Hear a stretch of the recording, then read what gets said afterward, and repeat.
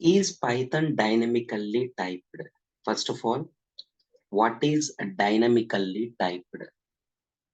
See, in Python, suppose if you store a value 10 into variable a, what will happen? One object will be created. 10 will go and store inside the object. That address will come and store into this a. Okay. Next, suppose into a, you can store any type of value.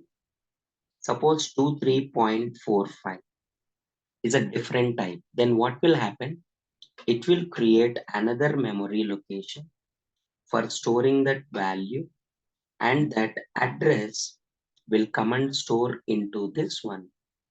Then it start pointing to this one and stop pointing to the old one, and it will be deleted. That is simply called garbage collected as soon as it is unreferenced. Suppose if you store anything, suppose name, if you store, then one more object will be created to store the value, and that address will store. Then again it will stop pointing and it will start pointing. Every time it is creating the new memory location to store the data that we are storing dynamically.